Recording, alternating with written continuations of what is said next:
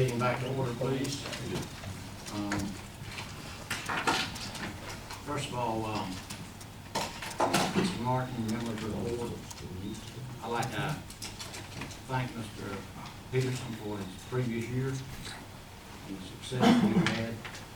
And also, I would like his continuation to continue to head up the opioid. He's done a tremendous job, and I would like for him to continue to do that for us. And last year, you know, we did a lot of work on the Kelly Dyke. He was the chairman, so he was privy to a lot of stuff that was done with the Kelly Dyke. Worked hard on it, a lot of applications, a lot of conversation, and a lot of physical work. I would like to ask him if he would, members of the board, to continue that as the year goes forward. Made a lot of good progress, and we need his assistance in that with me and Mr. Martin and the balance of the board to continue that process, and I would like for him to consider to do that for us. Thank you, Mr. Peterson. Yes, sir.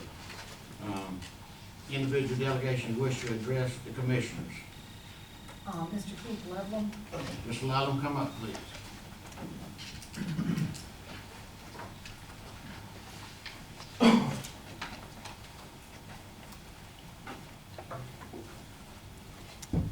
Good evening, Commissioner. Good evening. I don't know if my phone works, you guys can hear me just fine. Yeah, I found myself here today because of something that I became enlightened to when I went to pay my water bill last month. And I want to preface this with, you know, I don't have any problem with the public works. They've given us good service, and my water's always there, and things like that. And I don't want to insult anybody or offend anybody, but I just noticed that there were some discrepancies on the policies and how they're advertised to the public. And what happened was, last month, the 10th, which is when your late fee is supposed to be applied after the 10th, your late fee is supposed to be applied to your water bill, which is $10. And the 10th fell on a Sunday. And then we have Veterans Day on Monday. So Tuesday, I go up there to pay the water bill. And they add $10 to the late fee. And I said, you know, you can't take that off. I'm here on the next business day available to pay it. And she was like, no, it's a policy. I said, was there a manager I can talk to? And she told me, well, you can come back tomorrow and talk to Mr. Edge. Well, I had to go to Raleigh the next day or whatever. So a couple of days later, I called up there, asked to talk to Mr. Edge. I got a hold of a lady, I guess she was a manager or something like that, a Miss Bernie. And I explained to her what happened, and, you know, can you credit my account or take the late fee off? And she said no. And I said, well, I don't see anywhere that's advertised that it's the late fee applies, you know, because the lady, when I paid it, said that at 12:30, because of their fiscal day, I was 3 hours late. If I'd have been in there before 12:30, I wouldn't have got the $10 fee. Well, that's not advertised to anybody. That's not on their policies. And then she said, well, it's on our website. And then on the website, it says on the 10th, the late fee will be applied. Now remember, this is 38% charge of what the total bill is. And so it said on the 10th it'll be applied. But if you look at the bill that you get, it says if paid after the 10th. You know, and I made one copy. You guys can pass it through or pass it around, take a look at it. But if you look at any of the bills, it'll tell you after the 10th is when the late fee will be applied. And then on the website it says on the 10th. And then at the window they said after 12:30. So you see how many different discrepancies we got and how bureaucratic this turns into. And I'm a little hard-headed. And I think people are just frustrated that government doesn't have any customer service. You know, I think it's unreasonable for me to incur a late fee or any of our residents to incur a late fee because they're 3 hours late. You know, and so they told me that you guys are oversight over them, you help them institute the policies. So I'm here to ask the commissioners, because I don't know how many of our elderly or people on fixed income are getting charged these late fees. I haven't done any FOIA requests yet to see how many late fees have been applied, when they've been applied, how they've been applied. And I had discussions with Greg Martin and another gentleman at the reception just a few minutes ago. And I'm just saying, let's be reasonable. This is our local government, our county government. You know what I mean? If we're running this kind of bureaucracy, you know, at this level, what's happening at the state and the federal level? You know what I'm saying? So I'm just asking for them to look at the policy, look at what's being applied, what's being advertised. Because the fiscal day argument, like if you go to the bank, you have signs all over the place. If deposited after 12, goes on the next business day. There's nowhere on the internet or posted at the public works office that says if paid after 12 or 12:30 applies to the next day. You know what I'm saying? Sir, I thank you for coming. We'll just get Mr. Martin, if you would, Mr. Martin, if you address the issue and look into it. He'll get back with us and we'll handle it. Yeah, if anybody from Public Works wants to settle me, I got a few other discrepancies that I found. But also, if you look at the receipt, it gives the next day, not the day you pay it, but they got the next day, so it makes you look even more delinquent. And I don't know, Mr. Johnson or any of them could probably tell you that, you know, there's a little bit of a, you know, you're opening yourself up to a little bit of problem there. Legal will address the issue. No, all right. Thank you for coming. Appreciate it, guys. We got your number. Anyone else? She's got my number. Okay. Okay, good. Thank you. Yeah, Thank you. appreciate it. Matter of interest to commissioners? I got one, Mr. Chairman, I want to Yes, sir. see if we can look at this. It's something I brought at the last meeting a little late with it, but this time I'd like to ask Mr. Martin to seek out, and I spoke with some other counties about the transition of property that's in foreclosure, that the property that the county has taken part of.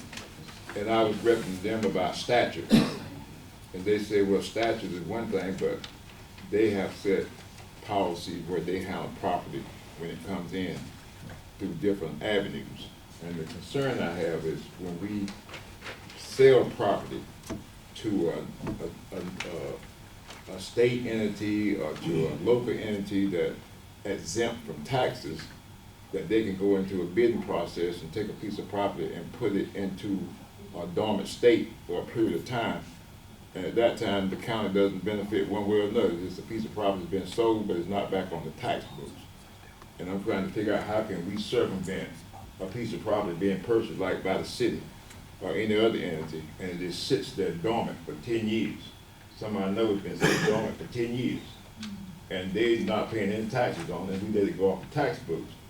And I'm saying if a person that wants to purchase that property, I'm thinking that, I'm hoping maybe we could look at it and say it could be offered to a taxpaying citizen who won't put it back on the tax book. And I just want to know, can we look at that situation and get with some other counties, research it, and find out can we establish some type of policy with foreclosure property that we own, how we disperse it. We got something that's upside down, that you won't never get the amount of money you want for it, but it just sits there dormant. And I'm trying to figure out how can we put this property back where it's proper to the county and to the citizens of Bladen County. How can we put it back in there where the value of it comes back? But right now, we got plenty of it sitting around here that just sitting there dormant for the last 10, 15 years. If somebody buy it, no tax, no nothing is paid on it. It's just sitting there. All right, what, my recommendation, with Renee, our tax, and Mr. Martin, and our legal counsel, to look and see what the options may be, and then we'll get back on that, Mr. Cocker. All right. Anyone else?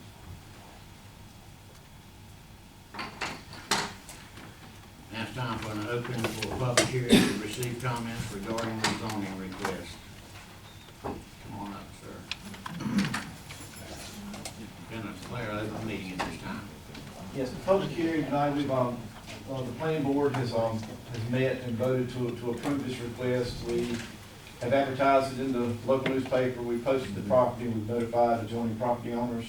I have not heard from, no one's contacted my office. The property is located at 1651, next door to 1651 Clyde Evans Road, which is outside of Bladenboro, headed toward Evergreen. The purpose of the rezoning is for a commercial catering business, potentially a 24 by 24 building where they can cook and serve, serve folks for catering jobs. If there's anyone here, the property owners are here tonight. They have had 1 acre parcel cut out of a larger parcel that they want to rezone for the building on. Is it Bladen? Yes. We have someone here tonight that opposes it. Yes, ma'am. We recognize you at this time. Come forward if you would, please.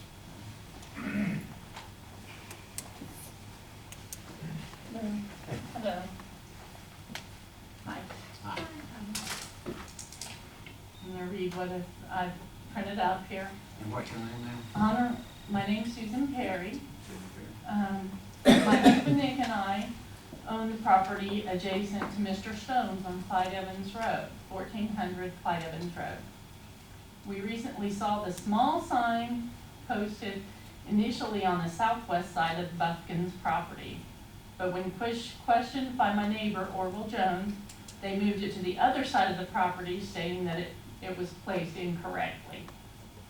The sign mentions rezoning for commercial kitchen, so I felt the need to be here to get some answers about this proposal. First of all, why were the adjacent property owners, they're saying they were already contacted.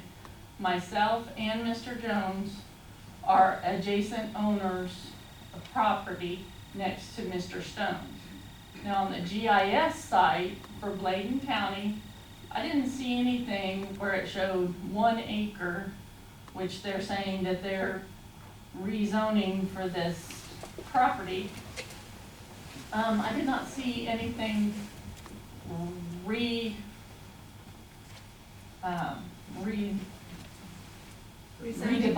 or whatever on the GIS site, specifically for this business. It's still all part of his 19 acres. So therefore, me and Mr. Jones would thereby still be adjacent property owners. And we didn't receive anything in the mail concerning this upcoming meeting. The only way we found out about it was that little sign. Also, that was not done, so we didn't get any kind of notification.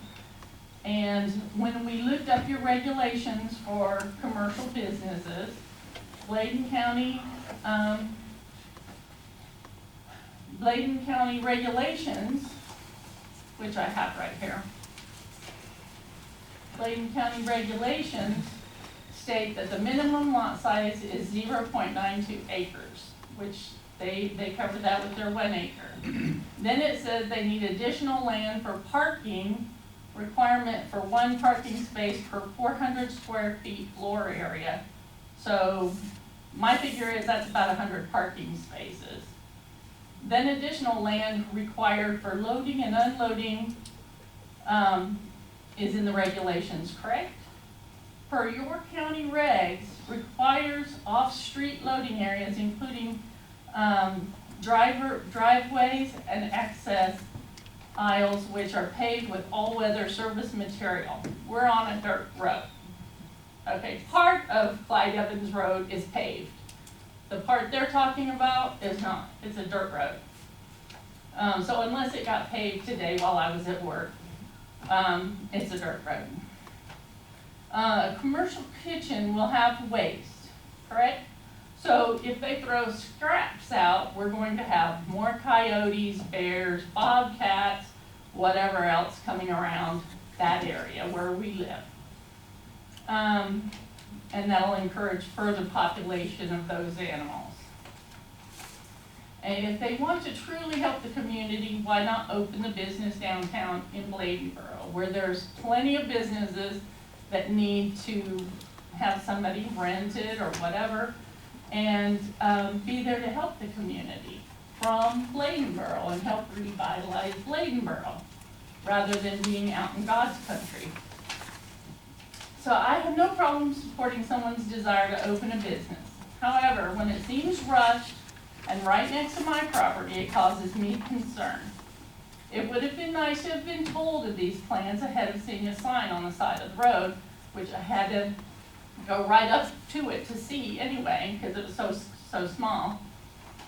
And then when my neighbor inquired about it, because the sign was put there, simply told this is going to happen whether you like it or not, well, that sent red flags up all over the place for me.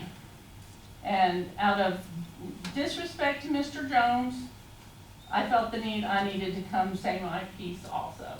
So, Thank you, whether, Ms. Perry. Mr. Elkins, would you like to address the advertisement and the signage? Yeah, as far as the 1 acre, it's been surveyed, but it has not been, we wanted to go through the rezoning process to make, it was like a preliminary plat to make sure that, you know, the rezoning did pass before it was actually, you know, put on the books and zoned commercial. And this is just a hearing tonight, Ms. Perry. Yeah. But explain to her also, the math on the, parking spaces per square footage there. I think Yeah. there's a discrepancy there. Yeah, I'd have to go back and look at the ordinance on that as far as the number of parking spaces. One thing about this, and I'll let the property owner speak to this also, there's not gonna be, it's not gonna be like a restaurant where you have, you know, traffic, it's gonna be people, you know, sporadic type traffic is what I was told. Is that not correct? And, if there's anything as far as the waste, I mean, you'll have proper trash receptacles or have amount of, you know, how do you plan on handling that? I spoke with Diana about waste. We'll have to have actually, a dump out back that will have to be picked up, just like, the trash cans are. Originally, the sign was placed on the other side of my property. My home is in between my dad's property. So my dad has property on this side and he has property on this side. My home sits in the middle. Initially, the sign was accidentally placed on this side, and it was just a slight oversight because we do have a lot of property down the dirt road. And so when we saw it, we moved it to the actual piece of property where it is being rezoned. And that piece of property is between my house and my dad's house. And on the other side is Jimmy Jones's property. So those are the only people who have property adjacent to where it's being rezoned. The purpose of it is because years ago, my husband and I just grilled out all the time, and we would always invite people over. Well, it got to where our grilling out turned into, can you cook for this? Can you cook for this? And we decided that that was something that we might want to look into. Over the last year, my husband and I adopted 2 children.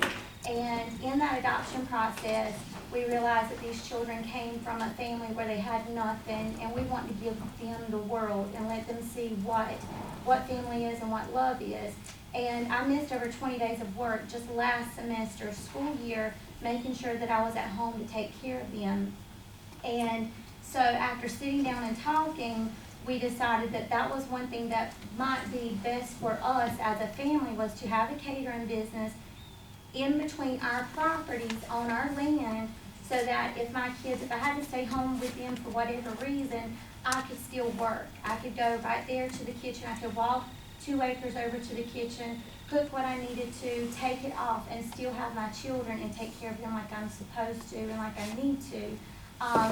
My brother and my sister-in-law have 3 children as well, and because they were in, because they've had a babysitter that has several children, you know, one child gets sick, they all get sick, but they don't all get sick at the same time. It's like this one's sick for 3 days and that one's sick for 3 days, and so time adds up. And so we wanted to just do it as a family business.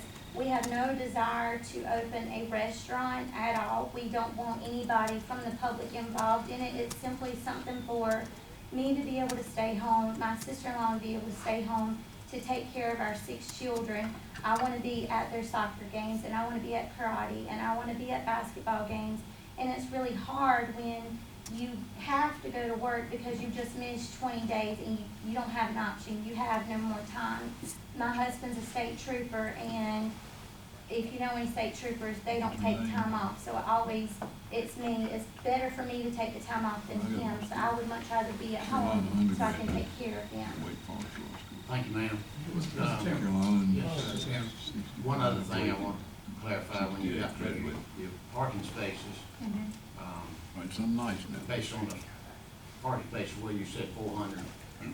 Yeah, square that was feet. in there. But that's, I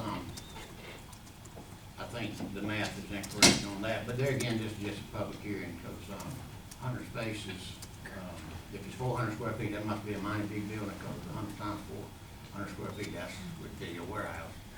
But anyway, this is tabled, my recommendation, would table it, but I want to hear Mr. Bullock. I just got a question. She mentioned something about the dirt road, in the regulation. I don't know what it was, That's on that paper.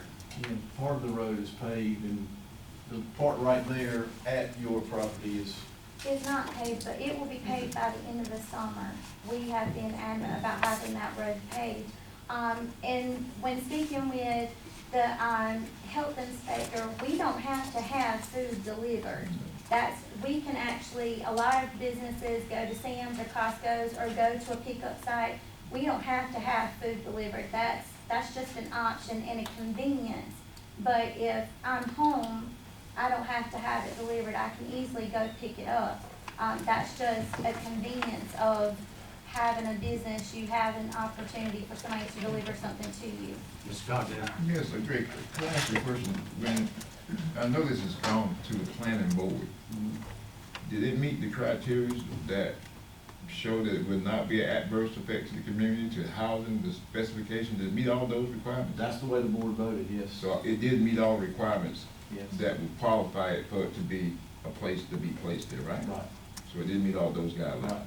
that you got in your policy for a plant? correct. Okay. And was the parking and all this stuff, was all this discussed in that planning board? Really, the parking, really, this parking is being an issue at all, for the type of business it was going to be. And even the loading and unloading was not really considered either. So, Greg, I think, this policy talks about commercial. I see this commercial as being someone opened up a retail commercial business. Yeah. And when you talk about, it says one parking space per 400 square feet of gross floor area. That's the building, isn't it? Yeah. So the building, that wouldn't be, but if it's 2,000 foot, would be for 5 parking places. If it's talking about building space. And I think that's where. I think you kind of look at two levels of commercial type development, you know, you know, a full-blown restaurant where it's gonna be, you know, breakfast, lunch, and dinner, you're gonna have, 40, 50 people there at, different times of the day, and this is, kind of a smaller scale, but nevertheless, it's still, commercial. We don't have different, levels of commercial. So she would not have walk-ins, she just have. No, it would not be open to people walking in and getting food. It would just be something to cook in, to make sure that we're abiding the law and by code and everything. It would not be for you guys to come, for anybody to say, oh, I want to come in and have supper. It wouldn't be any of that. So Greg, Mr. Brett, there's one or two things we can, this policy needs to be defined for commercial, catering business, or we just take it for what face value it is, and if it's face value, like we're reading it, there's nothing wrong with this, what she's asking us to do. Yeah, like, some uses, like, your commercial kitchen, kind of similar type use in the zoning ordinance would be like a bakery, or, similar use like that. So, that's, So, Crystal, is this like a call-in? Is that what it's gonna be, where people are calling It in, would or is be this like- just a place like, It would be, like an example of what, It how would it would mainly actually be like run? large events, like weddings. Somebody is scheduling a catering.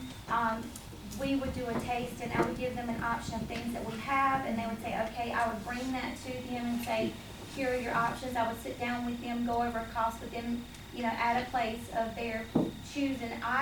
Because it's on our property and because I have 3 kids, I don't want people in and out just for safety reasons and just for privacy. It's really just for me to cook, pack it up and take it to them. Because by code, you have to have certain type of equipment for stuff like that. Sure. Thank you. I think at this time, I think it's appropriate, this pleasure of the board, let's call for a vote. I make a motion that we approve the rezoning. Got a motion by, Second. got a, Ms. Trivett made a motion, I got a second by Mr. Cogdill. Any further discussion? I have one question, please. You're telling me they meet every other requirements?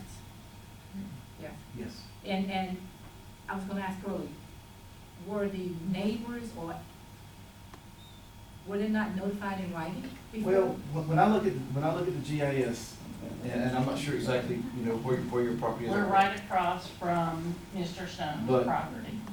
Everything, when we say a notified adjacent property owners by writing, is every piece of land that touches, that property, not within a mile or not within 500 feet or.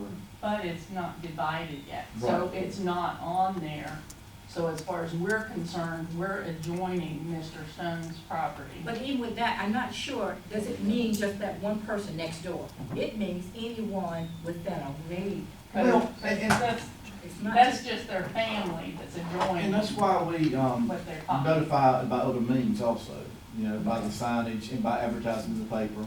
Okay, And all that was and required try to to be get met. the word out like that. But the requirement in the in the regulations is all adjoining property owners, which would be Mr. Orville Jones over here, myself and my husband, and their family members. I would like to speak, please. I'm James Stone, and I own the property. And where this kitchen is going, this kitchen is in between her house and mine. They own the piece of land where they're at. The land that's between mine and Mr. Warvel's, I own it. The property behind this property, I own it. The property that's in front of it is owned by Jimmy Jones, and he's not here. There's no piece of my property or theirs that's adjacent to this. Not one piece of it. It's not Say that taken. again, please. Huh? Say that again, please. None of this property that they're bringing up is adjacent to your property or theirs. Neither one of them. According to the deed in the courthouse, Not even according to the deed. you Your own property runs up to his, all that. That property and there mine, does not run into either one of them. yeah. Calm down, please. We're having an orderly meeting here. John, you have something to say, sir? Yes, I do. Here, I'll give up my seat and let him. That's You fine. can Just keep your seat. It puzzles me that anyone would go into a community that has rural agriculture, been at that for hundreds and hundreds of years, and ask for rezoning to commercial when there are plenty of vacant stores in Bladen County, Bladenburg, Whiteville. It could be leased, rented, or bought to improve the town itself. They're asking to come in and rezone, and the property that they're asking to be rezoned does not belong to the Buffkins.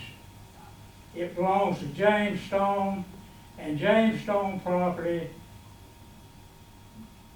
across the property that the Buffkins' house is on to my line is deeded to James Stone. We received no notice that this was gonna happen. I saw the sign put up, which was put in the wrong place on Thursday. They moved it on Friday, November the 21st. They moved it on the 22nd, and it's questionable to me as to whether they met the 10-day limit.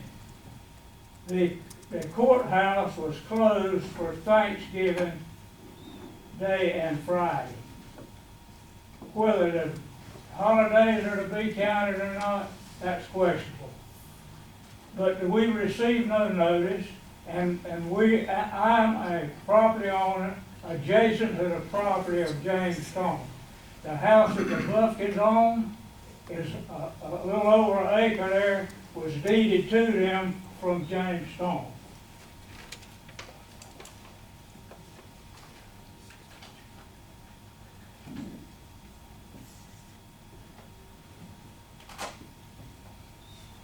The 1 acre that Mr. Buffkin wants to rezone, or Miss Buffkin, is still in James Stone's name. If the Buffkins stops their catering business, what's to keep Mr. Stone from using it in his business? It's already commercial. Mr. Stone is in the mobile home business.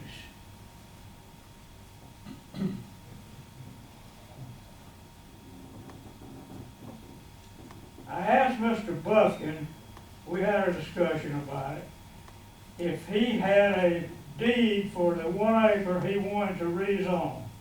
He said he did.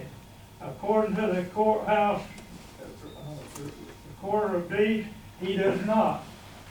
My concern is, how can you ask for rezoning on property you don't own? Does that give me the right to go across a branch to Murray Haywood's Road and stick up a rezoning sign that I don't have anything to do with that property?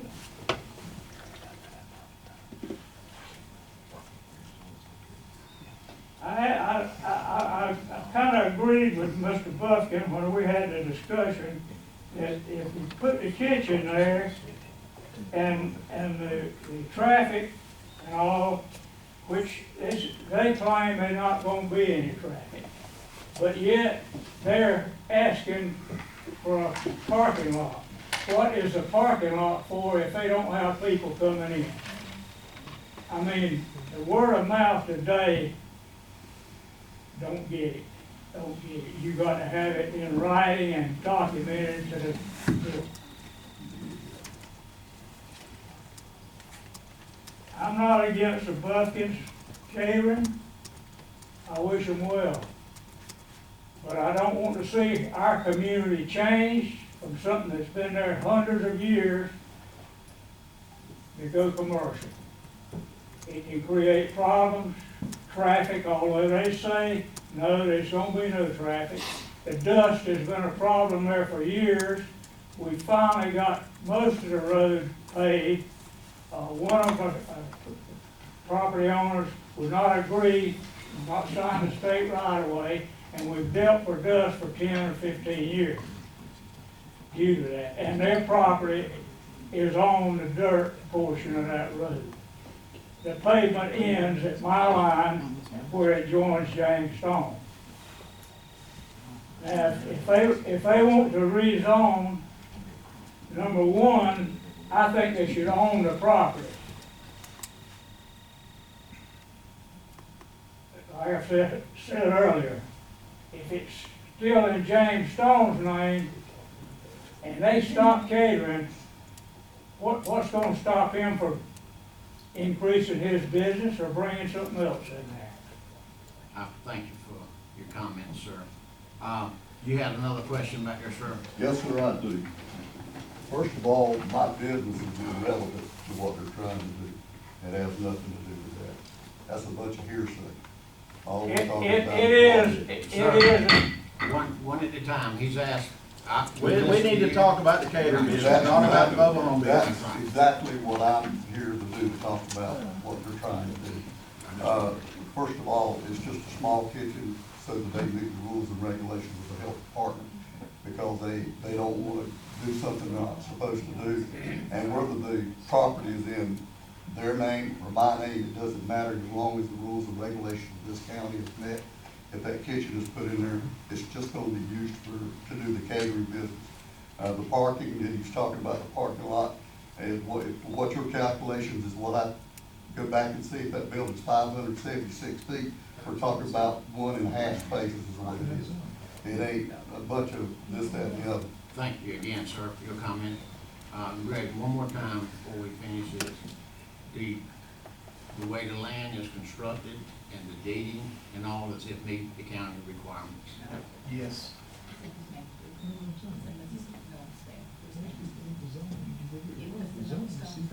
Well, on our application, we have a petitioner and a property owner. Right. Anybody can petition for Right. the special permit or whatever. So on the application, that's why I had Mr. Stone to sign the application before he was the property owner. Yeah, everybody don't own the property. Right. Thank you. One comment, that the only problem I think I have is if we zone it commercial, once it's rezoned, it's commercial and you could open a restaurant tomorrow. That is, there's several Our commercial types policy of does zoning not, uses, right, and does commercial. not define what a commercial, we need a policy for a commercial kitchen. Well, we, You in have our, that? in our commercial zoning, you look at anything from, barbershops, restaurants, gas stations, anything that you would think as being. This is a specific request for a commercial kitchen. Right. So if we approve it, is it guaranteed to stay a commercial kitchen? Be a restaurant. We have different requirements from the health inspector in order to open a restaurant. Yeah. So if we can't, Okay, if you can specify that, I'm good. Okay. Okay. Call for question. Need a motion? We got a motion, we got a second, any further discussion? Are we saying that if we approve this tonight, it has to be a kitchen? It cannot turn into a restaurant? Is that what we're saying? yes, no restaurant, I kitchen. mean, does it? Right. That's what But Greg said he would do. So the regulation, That's what, that's what the board ordered, correct. so the regulation says that if they say commercial kitchen, it will be a commercial kitchen. They cannot tomorrow, like Mr. She's Commissioner, going- Are you, make sure you clear. Okay. I mean, if it's rezoned commercial, it's commercial. Yeah, there will be several uses that would be, once it's commercial, it could be down the road, it could be something else. What's this for? But they're going through, with the health department requirements, which, she's working through with them right now, environmental health as far as the septic, disposal, waste, and of course with building inspections also, when you consider a commercial building as far as you gotta have paid parking spaces, handicap bathrooms, and also, handicap parking spaces also. But the thing is, if it's zone commercial, if you come in and change it to another category, you then have to still meet all the requirements that the planning board requires. I mean, parking, whatever the facility requires. 1 acre may not even accommodate what you want to do in a commercial setting. So you still have to come back to the planning board and talk with them about what you're gonna put there. You just can't put something there because you want to put something there. so you're saying that if we approve it tonight as a commercial kitchen, next week they can't put a restaurant? They have to come back to the planning board and tell them what to do with it.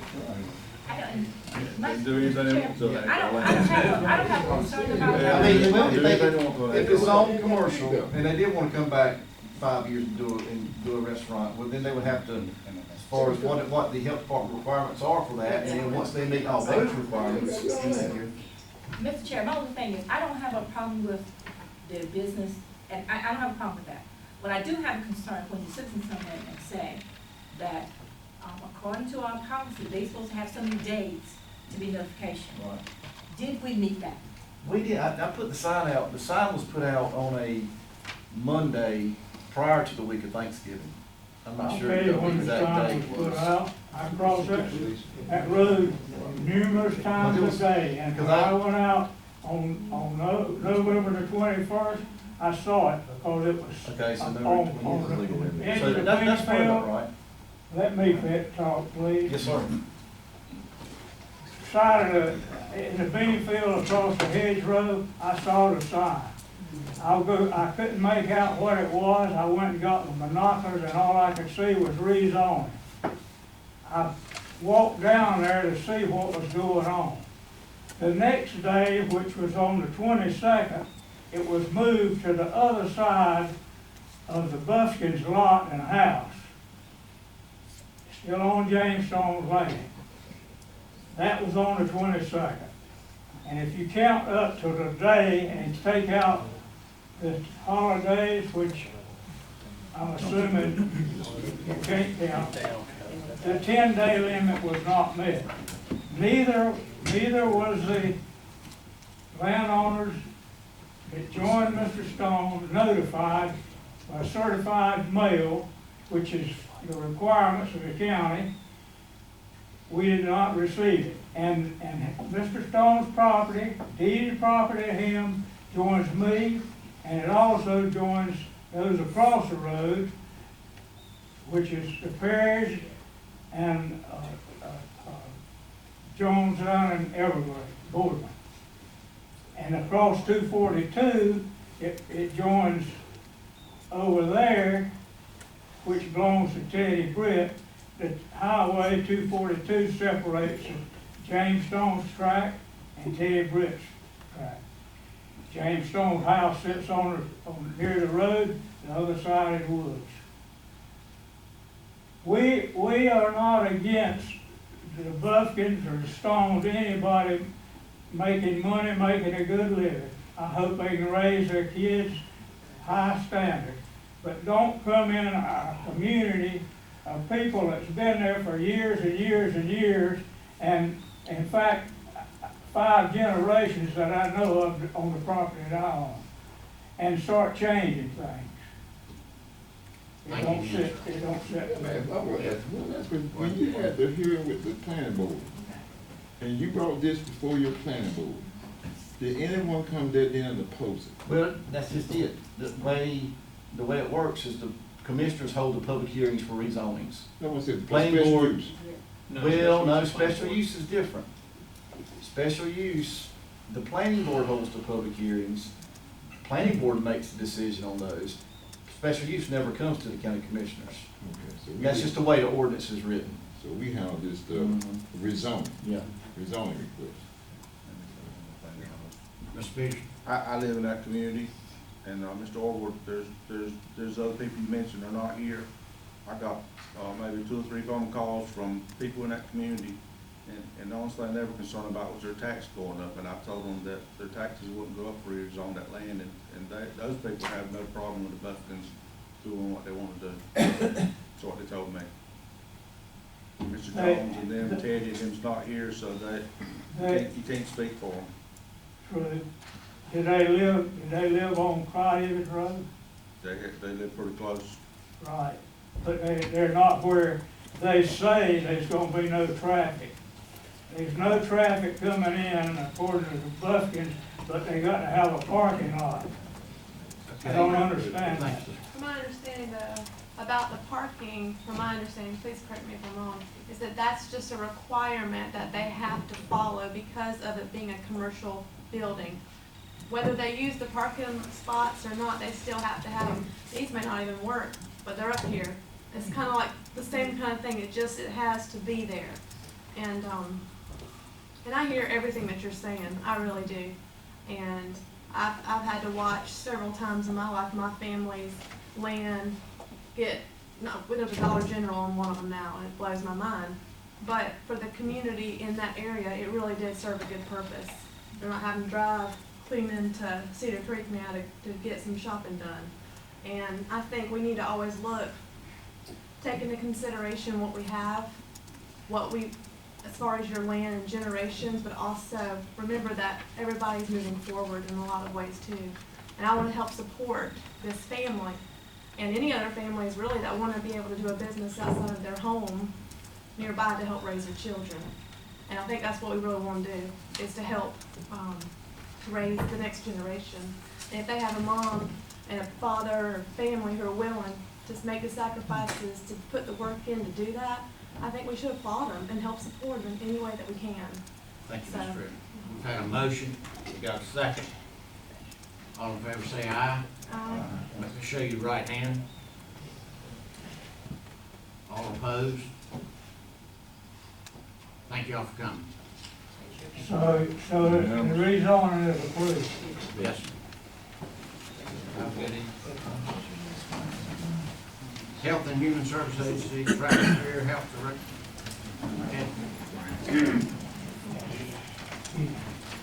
Hey, good evening.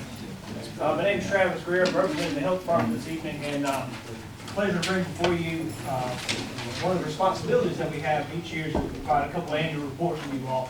One of those annual reports I want to share with you tonight is the county health rankings. The county health rankings are given out by the University of Wisconsin Population Health Institute and Robert Wood Johnson every year. And if you've heard the saying, I know I have you heard the saying, measure twice, cut once? Very important. So with the health department, we take into consider a lot of measures on what drives our action plans and our pathways to improve our county's health. So county health rankings is one of those measures and is a report that we take into consideration. You have the information before you. The county health rankings, they measure the county population health in all 50 states, and they have about 30 different health factors that they consider. Bladen County, out of 100 counties in North Carolina, ranked 93rd. Those two measures, categories, so you will, are health outcomes and health factors. So our hope is, as you will go along with us and we're considering plans and programs and so forth and policies to improve our county's health, is we can refer back to one of these measures, such as this report. So health outcomes represent how healthy our county is right now. Bladen County's health outcome rankings, it takes into consideration the length and the quality of life of our citizens. I found this pretty fascinating learning more about this. Bladen County had a rate of 11,800 years of potential life loss. That's how they, this, not company, but this organization ranked the quality and length of life here in our county. So the health factors is another second ranking, how they put those two together to get ranked in 93rd. So you will, health factors represent the variables, things we can change, things we can modify in our county to improve length of life and quality of life of our citizens. There are many things that influence how well and how long we live, like our health habits, if we smoke, if we have access to care, the physical and built environment, and the social and economic factors. Okay, so I just want to share with you too, among our surrounding counties, some of our peer counties, Pender County, they're our tier 2 county, but they ranked 57th among the 100 counties. Sampson County ranked 78th. Robson County ranked 100th, and our other neighboring county, Columbus County, ranked 94th. So I appreciate you hearing this report this evening, and feel free to take this into consideration in the future. Any questions? And Bladen County ranks where? 93rd out of 100. And that says what? We got work to do. Right. We got work to do. But I appreciate that. And we'll do that in incremental values, and we know that I heard a good saying at the training I was at, that change happens at the speed of trust. So we have to trust ourselves and our employees and our county commissioners and even our citizens to do the right thing, to make the right steps toward better health. I got one question. What would be the significant reason why we at 93rd? 93rd? That's a good question. If you look at the report, it takes in consideration the way they synthesize this data. I'm not a statistician, but obviously length of life and premature death were the main component of how they ranked the health outcomes. So compared to all the other counties, that's where we rank. And the things that, what affects length of life? You know, death, obviously premature death. And I was here, October, 2 months ago. I presented the our community health assessment. And one of the things we found in our community health assessment were what were killing people. Heart disease, cancer, diabetes, those are 3 in the top 5. So cancer, kind of hard to forget, but heart disease and diabetes, those are lifestyle behavior changes that we can make incremental impacts with our community through programs, through policies, through access to healthy foods maybe, to improve the health of our community. So it's a social economic issue? So yeah, our economics play an impact in that. And if you look at the rankings, what I did this afternoon was, it's kind of hard to compare Bladen County to Wake County or Mecklenburg County. They're tier 3 counties. Their economics, and it takes into consideration too these health ranks or the tiers as far as median household income and so forth. So what I did is I grouped our tier 1 counties, all of North Carolina. There's 40 tier 1 counties, and grouped those together. Bladen County still ranked 33rd out of the 40 tier 1 counties. So we were close to the top, to the bottom third of tier 1 counties, at being the lowest in tier tier one counties. And what impacts the tiers, that's a different ranking system, so you will by our Department of Commerce, average employment rate, median household income, percentage of growth of population, and tax per capita tax base, so you will. So yeah, all these things factor into the health of our communities, the social determinants of health, jobs, poverty. The chair is Natural recognized, Mr. Peters. Do you know what the ranking was last year? Yes, I had that in report. We did move up 2 spots. We were 95th last year. So incremental things, and I spoke to a valued mentor of mine today about this as I prepared for this meeting. He said, you know, it's going to take generations to see incremental growth or lack of growth in one of these health rankings. You know, we can take this as a lens of where we sit as far as the health rankings.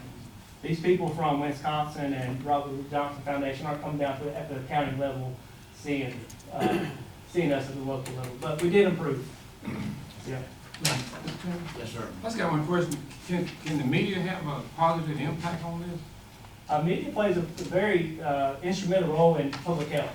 So Okay. what are we doing to We've done. word out to the citizens? In regards to this, Mhm. I know one of our neighboring counties, Columbus County, it may have changed back then, but their health director used to pick up the phone when you called them, you get an automated telephone voice message, and this was the first thing she said: our county ranks, ... It's still on there.